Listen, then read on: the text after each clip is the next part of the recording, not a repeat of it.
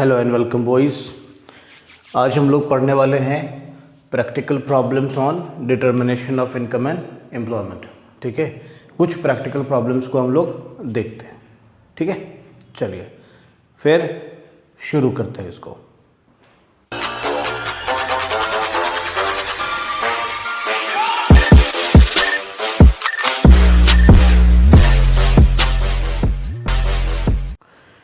देखिए, सबसे पहला प्रैक्टिकल प्रॉब्लम जो है वो मैं बोर्ड पे लिखूंगा, प्रॉब्लम में लिखूंगा और फिर प्रॉब्लम को सॉल्व करके आपको दिखाऊंगा। छोटे छोटे प्रॉब्लम्स होते हैं, इसमें लिखना कम होता है, क्वेश्चन भी छोटे होते हैं और उसका सोल्यूशन भी ज़्यादा बड़ा नहीं होता है। बस एप्लीकेशन आपको ठीक से लगाना है बस।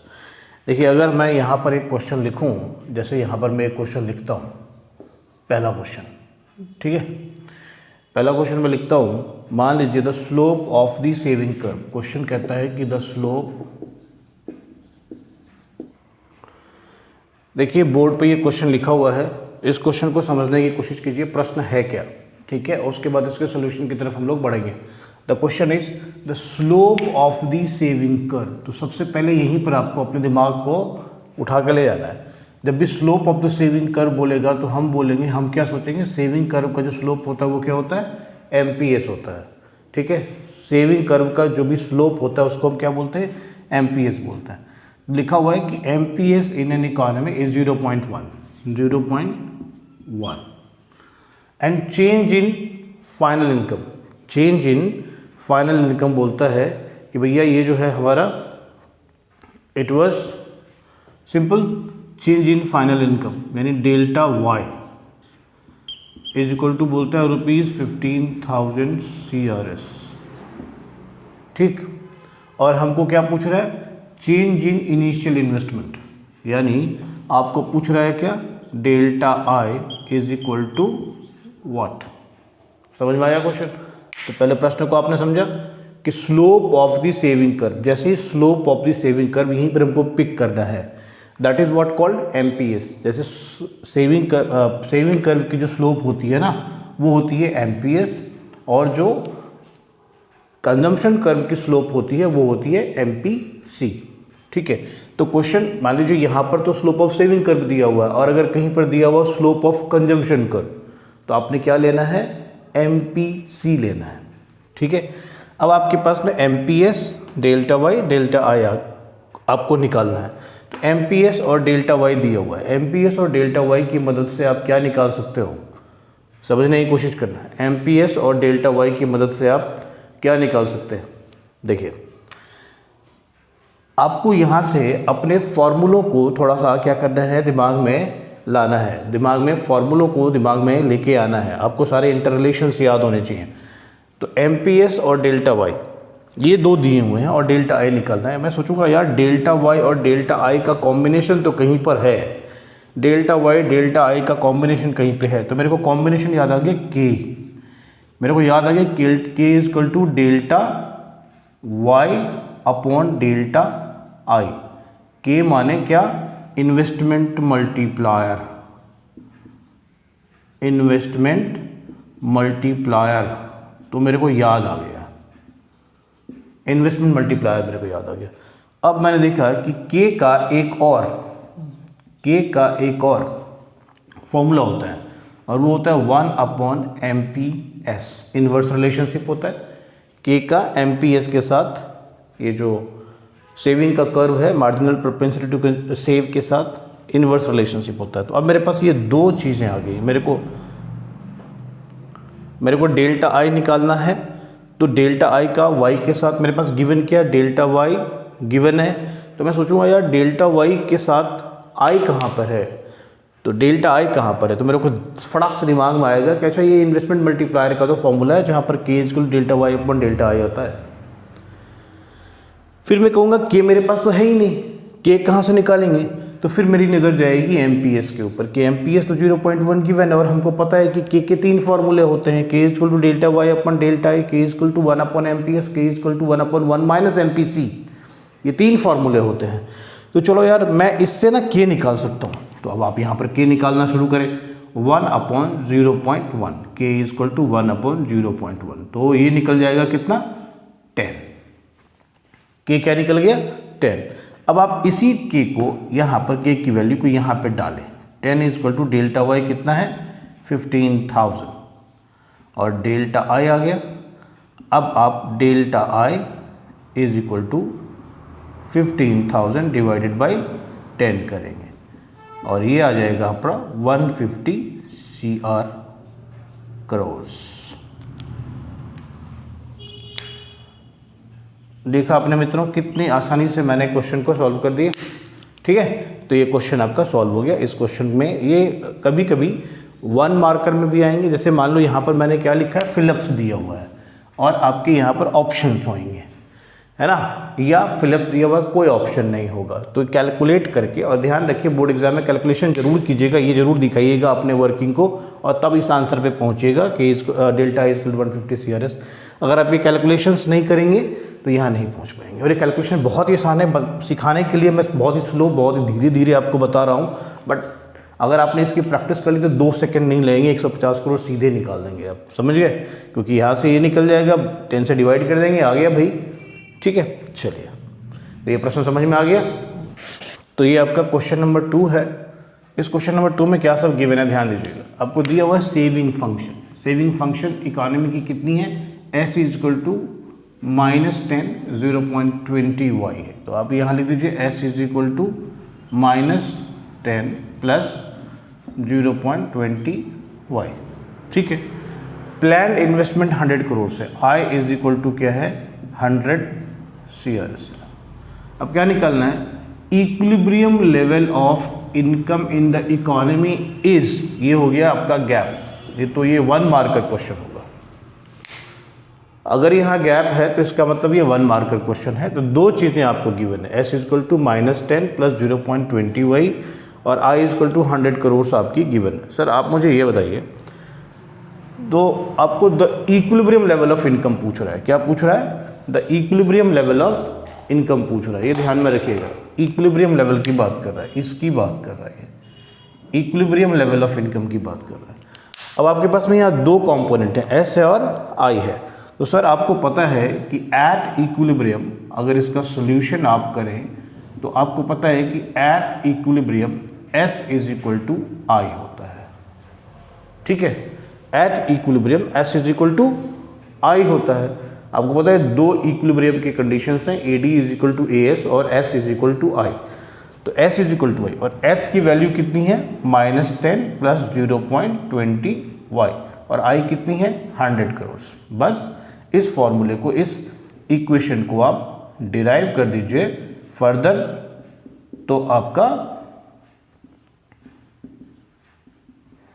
क्या आ गया 100, उधर 10 चला गया, 110 हो गया और ये हो गया 0.20y, y is equal to अब निकाल 110 अपॉन 0.20 और ये कैलकुलेट करेंगे तो y इज इक्वल टू आपका आ जाएगा, ये डेसिमल यहाँ से हटाइए, 2 जीरो यहाँ पे डाल दीजिए, आप एक भी ज़ीरो डाल सकते हो, तो ये यहाँ से कैंसिल हो गया और ये यहाँ से कैंसिल हो गया, ये आ गया 550, तो ये हो गया 550 CRS। एकदम लेमेन बच्चा जो होगा ना वो भी इसको समझ जाएगा, जिस तरीके से मैंने कैलकुलेशन किया, जानबूझ करके ये कैलकुलेशन इस तरीके से किए हैं ताकि सारे बच्चे इसको समझ पाएँ। ओके, तो इसका सोल्यूशन समझ में आ गया, आप सीधे यहाँ पर लिख देंगे। आपको पता है, आपको अगर ये रिलेशन पता होगा ना तो आप ये आराम से डिराइव कर लेंगे, ये रिलेशन पता होना ज़रूरी है। तो आप मेरे जो प्रीवियस वीडियोस हैं उसमें भी आप देखेंगे S is equal to I equilibrium level या AD is equal to AS, हमने उसको प्रूव करके उसमें दिखाया हुआ है, आप उन वीडियोस को जरूर देखें। देखिए अभी आपका तीसरा नंबर क्वेश्चन है। तीसरे नंबर क्वेश्चन में आपको क्या सब है कि from the following information about the economy calculate, पहला पॉइंट बोलता है equilibrium level of national income. पहला पूछ रहा है आपको equilibrium level of national income निकालिए, यानी नेशनल इनकम इक्विलिब्रियम लेवल पे क्या होगा। दूसरा पूछ रहा है कंजम्पशन एक्सपेंडिचर एट इक्विलिब्रियम। ठीक है, तो अगर equilibrium level of national income आपने निकाल लिया, equilibrium level of national income आपने निकाल लिया, तो उस लेवल ऑफ इनकम पे कंजम्पशन एक्सपेंडिचर क्या होगी ये भी आपको निकल के आ जाएगा। तो सबसे पहले ये आपका हो गया, तो सोल्यूशन आप यहाँ पर देखें। आपको पता है कि एट इक्विलिब्रियम, मैं पहले पार्ट की बात कर रहा हूँ, मैं पहले part equilibrium level of national income निकालने की बात कर रहा हूँ। तो आपको पता है at equilibrium y is equal to C plus I होता है, y is equal to C plus I होता है, A D is equal to C plus I होता है ना। A D is equal to, देखिए y is equal to C plus I कैसे होता है आपको पता है sir, A D is equal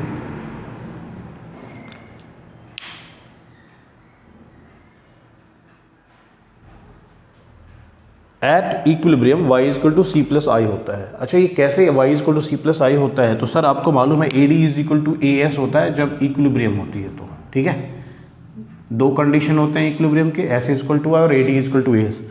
अब सर एक बात बताओ, A D is equal to क्या होता है, सी प्लस आई होता है, और ए एस को आप क्या मानते हो, y मानते हो, तो y is equal to C plus I हो गया ना, तो इसलिए मैंने लिखा एट इक्विलिब्रियम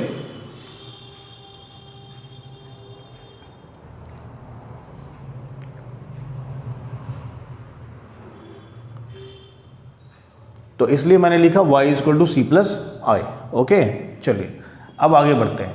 आपको सर पता है कि y is equal to C plus I बोल रहा है, तो c का यहाँ पर आपको दिया हुआ है कि कितना है, तो c के लिए वैल्यू यहाँ से उठा लीजिए और यहाँ लिख दीजिए 200 प्लस 0.9y, और फिर आपको i भी दिया हुआ है, और i दिया हुआ है 3000 CRS, तो i की जगह आप क्या लिख दीजिए 3000 लिख दीजिए। चलिए अब देखिए y minus 0.9y is equal to 200 plus 3000 यानी 3200, y minus 0.9y is equal to 0.1y 3200, y is equal to 3200 divided by 0.1, ठीक है। अब आपकी इनकम निकल गई, कितनी निकली 3200 0.1, तो ये आ गई 32,000 CRS। क्या मतलब हुआ कि इक्विलिब्रियम लेवल पे आपकी इनकम कितनी आ गई 32,000 करोड़। स्टोरी समझ में आ गई। चलिए तो ये पहला पार्ट आपने कर लिया, ये पहला पार्ट आपने कर लिया। अब इसी तरह के दूसरे पार्ट को देखिए।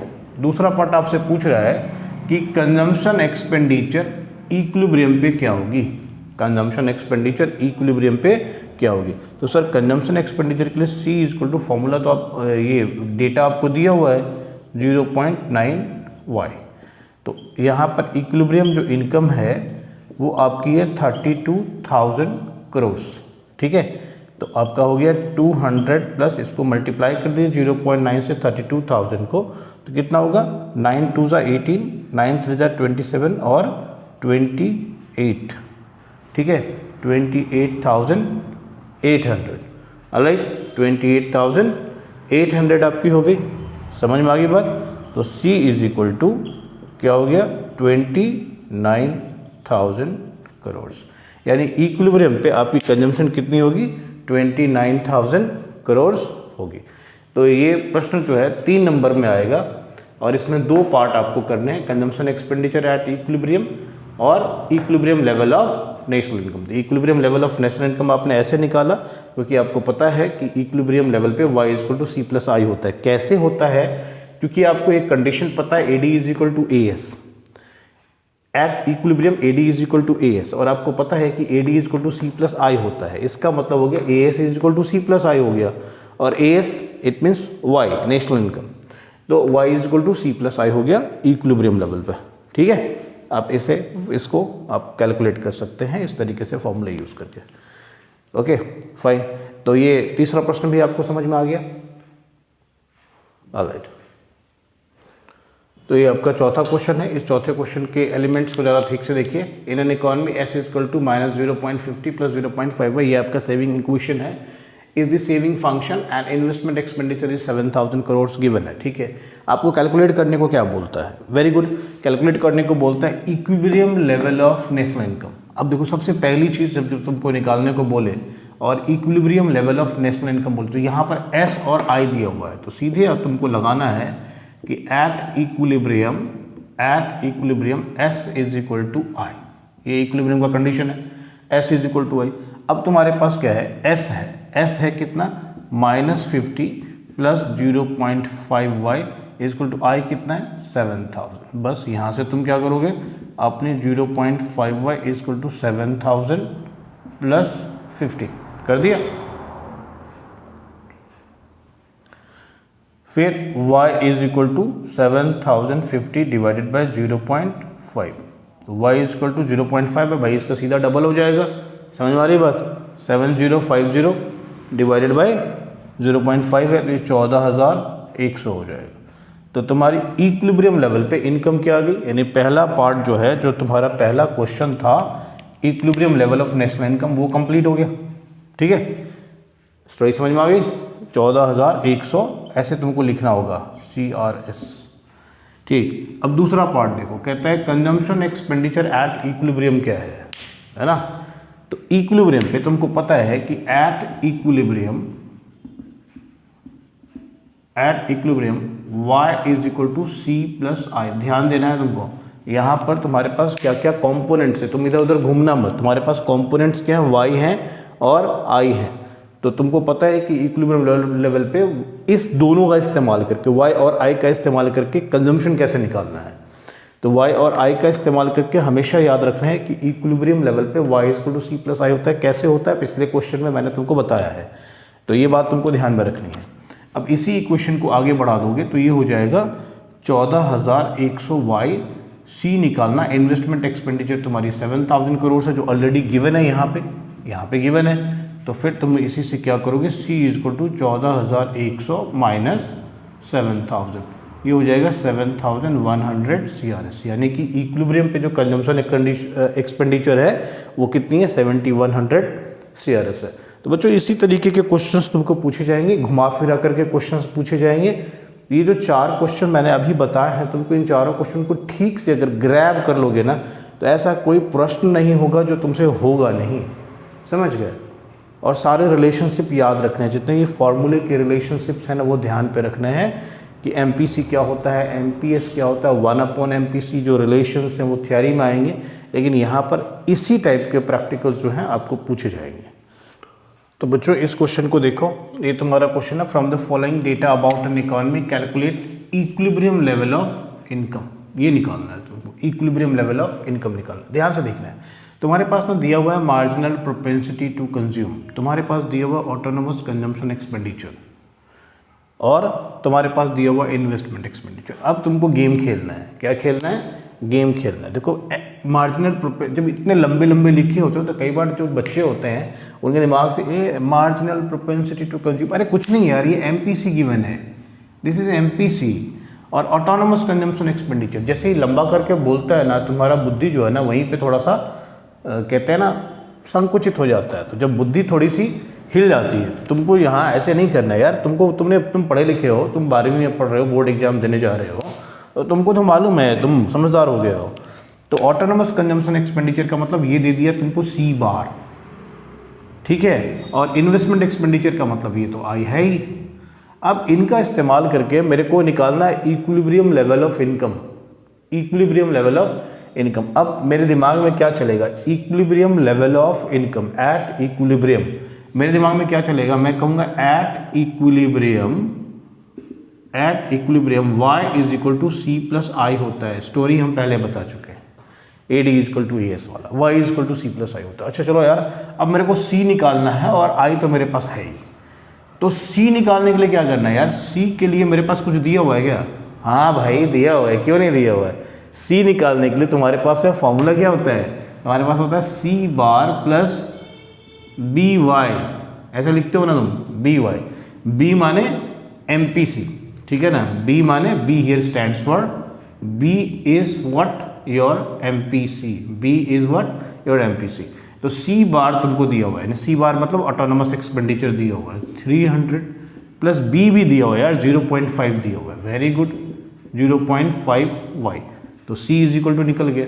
अब देखो बेसिक जो फॉर्मूला एट इक्विलिब्रियम जो y is equal to C plus I तुमने लिखा हुआ था,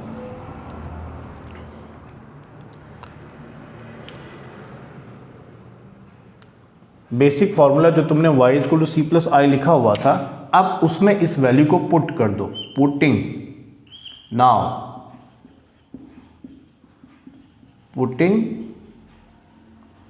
वैल्यू ऑफ C। तो at equilibrium y is equal to C plus I, पहले ही हम बात कर चुके हैं। अब तुम इसमें y की वैल्यू डाल दो, मतलब y तो निकल जाएगा ना यार, y is equal to C की वैल्यू डाल दो, c is equal to 300 plus 0.5 y, और i की वैल्यू है, यहाँ से उठाओगे, क्वेश्चन में तुमको 6000 दिया हुआ है, 6000 यहाँ पे तुम लिख दोगे। अब तुम्हारे पास क्या आएगा, y माइनस 0.5y इज 6300 और 0.5y is equal to 6300, y is equal to 6300 divided by 0.5 is equal to ₹12,600 CRS। हो गया ना, आसानी से निकल गया। और ये क्वेश्चन 3 नंबर में आएगा, 3 मार्क्स में आएगा, ध्यान से इसको देखना है, एप्लीकेशन को देखना है, इक्विलिब्रियम लेवल पे क्या होता है, फिर कैसे हम इसको आगे प्रोसीड करेंगे, इस तरीके से समझना है आपको। ओके ठीक है, तो ये प्रश्न भी आपको समझ में आ गया होपफुली। चलिए देखते हैं अब बच्चों, ये छठा क्वेश्चन है, इसमें हमें देखा an economy is in equilibrium, calculate the marginal propensity to save from the following. National income आपको 1000 दिया हुआ, ऑटोनोमस कंजम्पशन 100 और इन्वेस्टमेंट आपकी 120 दी हुई। आपको क्या निकालने को बोला है, एमपीएस। तो सबसे पहले आप देखोगे कि यार एमपीएस इज इक्वल टू, मेरा फॉर्मूला होता है delta S upon delta Y, एक ये भी होता है, और मैं इसको लिखता हूँ 1 माइनस बी, ठीक है ना, 1 माइनस बी भी एमपीएस ही होता है। तो मेरे पास जो गिवन इन्फॉर्मेशन उस हिसाब से अगर मैं देखूं, और बोल रहा है इकॉनमी इज एट इक्विलिब्रियम, तो सर एट इक्विलिब्रियम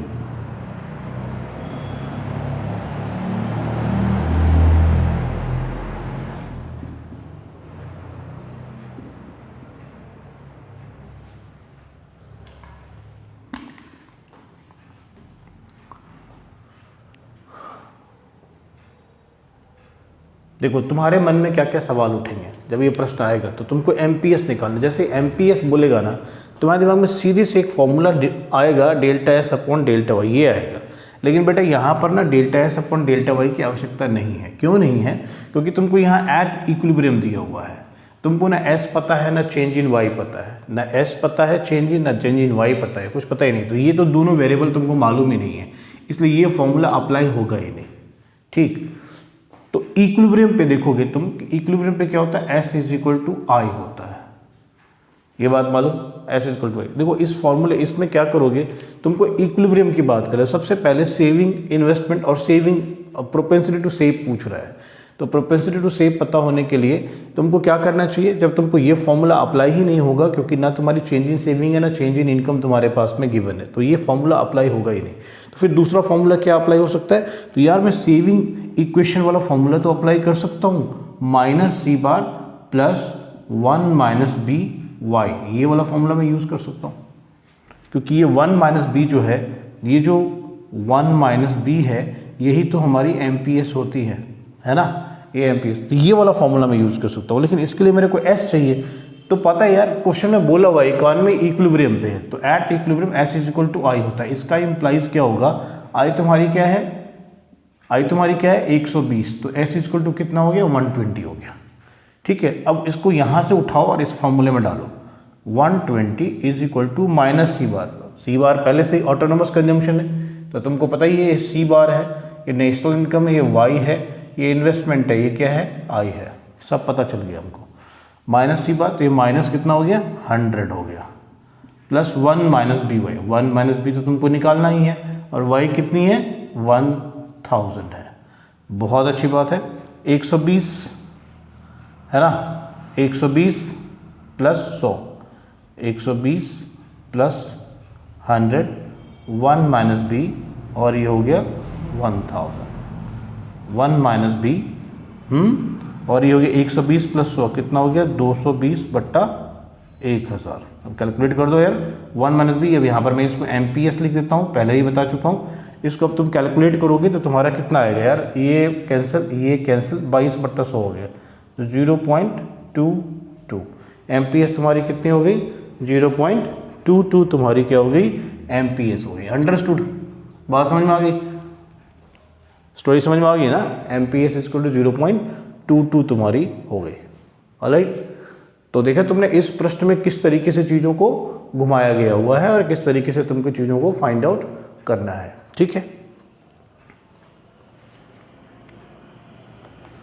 अब बच्चों ये क्वेश्चन क्या हो गया, N economy is in equilibrium, पहले से बता दिया है। Calculate investment expenditure from the following, आपको ये डिस्क्लेमर पहले दे दिया है कि भैया इकॉनमी जो है इक्विलिब्रियम में है, ठीक। तो नेशनल इनकम गिवन है, यानी वाई गिवन है, आपको क्या क्या गिवन है, वाई गिवन है, आपको MPS गिवन है, और आपको क्या गिवन है, C बार गिवन है। आपको क्या पूछ रहा है, कैलकुलेट इन्वेस्टमेंट एक्सपेंडिचर, ठीक है, कैलकुलेट इन्वेस्टमेंट एक्सपेंडिचर, ध्यान से देना है, ध्यान से देखना है, कैलकुलेट इन्वेस्टमेंट एक्सपेंडिचर, ठीक है।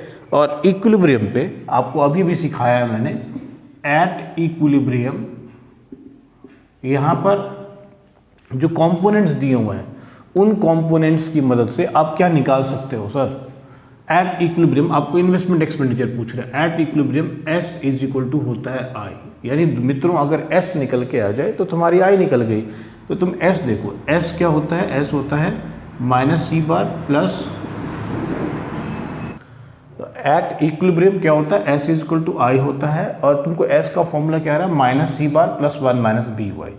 अब देखो मित्रों यहाँ पर क्वेश्चन को देखो, तुम्हारे पास में C बार दिया हुआ है, तो -100 प्लस MPS दिया हुआ है, marginal propensity to save 0.3 MPS, और मैं बार बार बोल रहा हूँ कि यार ये 1 - B जो होता है वो MPS होता है, तो दैट इज 0.3, और Y तो तुमको गिवन ही है, Y है 800। बहुत ही सिंपल सा क्वेश्चन था, -100 प्लस इसको मल्टीप्लाई करोगे तो ये कितना हो जाएगा, 20, कितना हो जाएगा भाई, 800 को 0.3 से मल्टीप्लाई करोगे तो कितना हो जाएगा, 240, समझ गए, 240, ऑलराइट। फिर 240 यानी ये निकल के आ गया कितना, 140। तो तुम्हारी क्या निकालनी थी, इन्वेस्टमेंट एक्सपेंडिचर निकालनी थी, तो S निकल के आ गया 140। इसका मतलब it implies that I is equal to ₹140 CRS, यानी at equilibrium investment expenditure is equal to 140 crore, अगर ये सारे करोड़ में किए होंगे बने तो। गॉट इट, तो बात समझ में आ गई। अब मुझे लगता है कि जितना क्वेश्चन मैंने अभी 7 क्वेश्चन किए हैं, इन 7 क्वेश्चंस को अगर तुम ध्यान से करोगे, इन्हीं 7 क्वेश्चन के इर्द गिर्द चीज़ें तुम्हारी घूमेगी। अपने दिमाग को घुमाओ, ठीक है, और इसको अपने आप तुमको सब कुछ समझ में आ जाएंगी, चीज़ें आ जाएंगी। ऑलराइट, करने को तो बहुत सारे प्रैक्टिस तुम कर सकते हो, बट वीडियो में हम इससे ज़्यादा क्वेश्चन क्या दें तुमको। 7 क्वेश्चन हमने दिए, डिफरेंट टाइप से करके आपको सिखाया है। आप इसको अच्छे से इन 7 क्वेश्चंस की प्रैक्टिस करेंगे, मोस्ट प्रोबेबली, मतलब ये तो तुमको मैं नहीं कहूँगा कि 100% चांस है, बट 70-30, 80-20 का रेशियो आप रखो कि इन्हीं क्वेश्चंस में से क्वेश्चंस आएंगे। हो सकता है डिजिट्स का फ़र्क हो, लेकिन मेथडोलॉजी और जो पूछेगा वो इन्हीं 7 क्वेश्चनों में से पूछेगा, इसलिए इन 7 क्वेश्चंस को ठीक से समझ लें आप। ऑलराइट, सो बच्चों ये जो 7 क्वेश्चन करें, इन्हीं 7 क्वेश्चंस में से क्वेश्चंस आएंगे, मोस्ट प्रोबेबली 80% चांसेस हैं। इन क्वेश्चंस की आप अच्छे से प्रैक्टिस कर लेंगे। तो आज की कक्षा के लिए बस इतना ही काफ़ी है। Thank you very much, bye.